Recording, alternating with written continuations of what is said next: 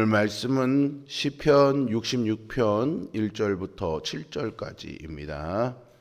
시편 66편 1절부터 7절입니다. 온 땅이여 하나님께 즐거운 소리를 낼지어다. 그 이름의 영광을 찬양하고 영화롭게 찬송할지어다. 하나님께 아뢰기를 주의 일이 어찌 그리 어미하신지요. 주의 큰 권능으로 말미암아 주의 원수가 주께 복종할 것이며 온 땅이 주께 경배하고 주를 노래하며 주의 이름을 노래하리이다 할지어다. 와서 하나님께서 행하신 것을 보라. 사람의 아들들에게 행하심이 어미하시도다. 하나님이 바다를 변하여 육지가 되게 하셨으므로 우리가 걸어서 강을 건너고 우리가 거기서 주로 말미암아 기뻐하였도다. 그가 그의 능력으로 영원히 다스리시며 그의 눈으로 나라들을 살피시나니 거역하는 자들은 교만하지 말지어다. 아멘. 하나님의 백성은 하나님을 찬양하는 사람들입니다. 우리는 즐거울 때뿐만이 아니라 지치고 힘들 때에도 하나님을 찬양해야 될 줄로 믿습니다. 찬양은 단지 그냥 우리의 기분을 좋게 하는 그런 도구가 아닙니다. 찬양에는요, 놀라운 능력이 있습니다. 찬양은 하나님의 은혜와 기적을 경험하는 통로입니다. 찬양은 우리의 마음을 하나님께로 돌려놓는 힘이 되기도 합니다. 시편 65편과 마찬가지로 오늘 시편 66편은 하나님이 행하신 일에 감사를 올려드리는 찬양입니다. 66편의 전반부인 오늘 본문은 주님이 행하신 일과 다스리심을 찬양하는 동시에 그 어미와 권능 앞에서 모든 피조물이 겸손히 순종함으로 하나님을 찬양해야 함을 도전합니다. 이를 통해서 찬양의 반대말은 비방이 아니라 교만임을 알 수 있습니다. 우리는 자기보다 나이가 높거나 아니면 지위가 높은 사람들에게 그 이름 끝에 님자를 붙여서 상대방에 대한 그런 격식을 갖춥니다. 그것이 상대방을 존경한다라는 표현이기도 하죠. 오늘 본문에서 시인은 왕이신 하나님께 그분의 백성이 경외심을 가지고 갖추어야 할 합당한 태도가 있다라는 것을 가르쳐 줍니다. 하나님을 경외하는 자들이 하나님께 보여야 할 합당한 태도는 과연 어떤 것일까요? 시인이 누구인지 불명확한 이 찬양은 시편 65편과 동일하게 하나님을 향한 감사의 찬양을 올려드리고 있습니다. 먼저 온 땅이여 하나님께 즐거운 소리를 낼지어다 라는 1절의 고백을 통해 온 땅이 주님의 것이며 찬양받으실 분은 하나님뿐이시라는 사실을 믿음으로 고백하고 있죠. 한때 중요한 그런 국제 경기에서 우승하고 돌아온 운동선수들을 이 서울 도심에서 차를 태워서 카퍼레이드를 하곤 했죠. 시민들은 이런 선수들을 맞이하면서 꽃가루를 뿌리고 축하의 환호성을 질렀습니다. 시인은 이와 같이 온 땅이 하나님을 환호하며 찬양으로 영광을 돌려야 한다고 말합니다. 온 땅은 하나님이 창조하신 피조 세계이지요. 하나님이 온 땅을, 온 만물을 창조하셨으며 그것을 다스리고 계시기 때문에 우리 같은 연약한 인생들과는 완전히 차원이 다른 거룩하고 권능이 많으신 분이십니다. 그래서 온 만물은 창조주 하나님께 마땅히 찬양해야 합니다. 찰스 스펄전 목사님은요, 천둥은 하나님의 드럼소리요, 산에 부는 바람은 찬양의 숨결이며 파도 소리는 하나님을 환호하는 아우성이다 라고 말했습니다. 그러면서 만약 우리가 하나님을 찬양하지 않고 잠잠하다면 우주에서 하나님을 찬양하지 않는 유일한 존재일 것이라 했습니다. 그렇다면 우리는 어떤 마음가짐으로 찬양해야 하는 것일까요? 찬양은 창조주 하나님을 향하여 드리는 우리의 마음의 고백입니다. 그러므로 먼저 하나님의 왕 되심을 인정하고 그분께 우리의 마음을 굴복시켜야 합니다. 겸비한 마음으로 하나님을 높여 드려야 하는 것이죠. 이렇게 전심으로 마음을 드릴 때 하나님이 우리의 찬양을 받으실 것입니다. 그런 마음으로 시인이 드리는 찬양의 첫 내용은 그의 이름의 영광이었고요. 둘째 내용은 그분이 행하신 일이었습니다. 이 두 가지는 모든 믿는 사람들이 평생 지녀야 할 믿음의 근본입니다. 그 이름의 영광과 그분이 하신 일을 찬양하는 것이죠. 여기서 영광이라는 표현은요, 무겁다라는 뜻을 가진 동사 히브리어 카바드에서 온 것인데요. 지존하신 하나님을 가벼이 여기지 않는 태도의 산물임을 뜻합니다.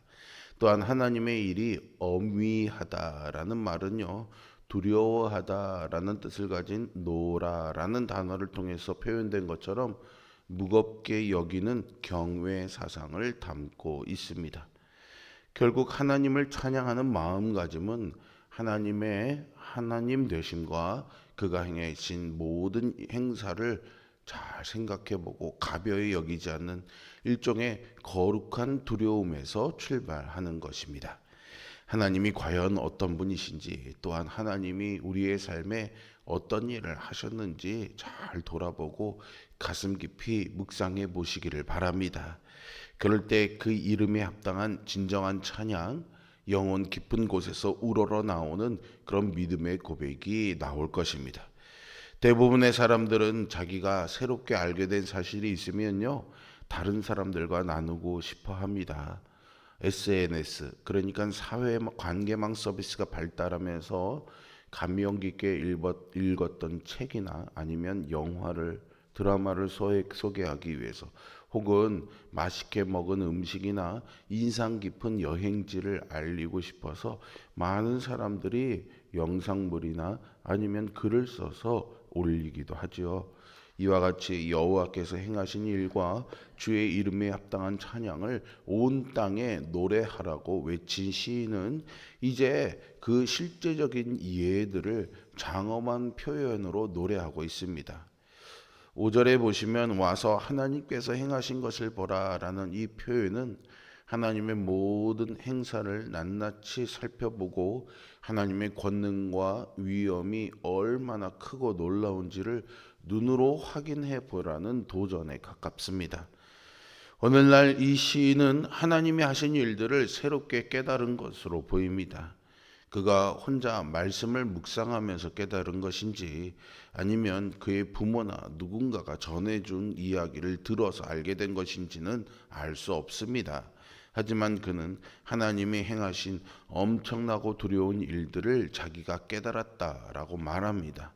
그러면서 시인은 출애굽 때 홍해를 가르신 사건과 40년 광야 생활을 마치고 요단강을 마르게 해서 건너가게 하신 일을 언급하면서 이스라엘 백성들을 보호하시고 보존하신 하나님이 지금도 동일하게 우리를 지키심을 노래하고 있습니다.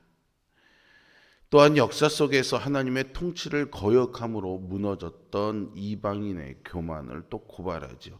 이를 통해서 시인은 하나님이 역사 속에서 행하신 일들을 모두 되돌아보면서 통치자 하나님을 찬양하라고 외칩니다. 하나님에 대한 영적 태도에 따라 이스라엘의 흥망성쇠가 달라졌음을 우리는 역사를 통해 잘 알고 있습니다.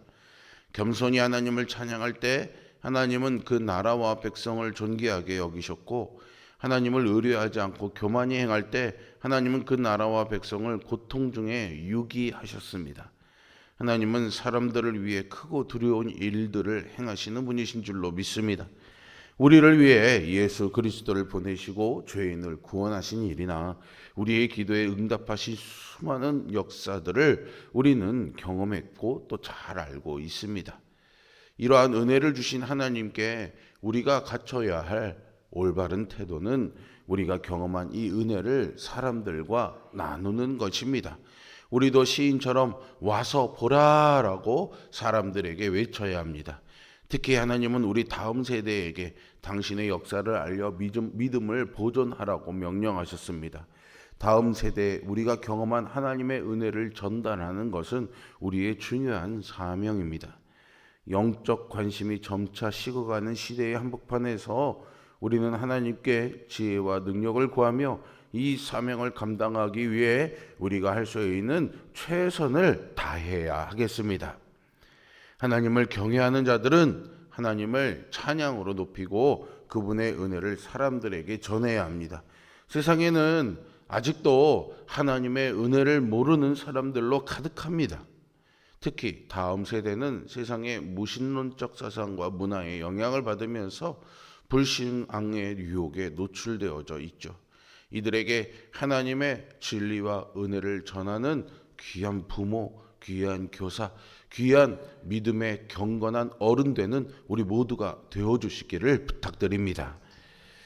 사무엘상 2장 30절에서 나를 존중히 여기는 자를 내가 존중히 여기고 나를 멸시하는 자를 내가 경멸하리라고 하나님 말씀하셨습니다.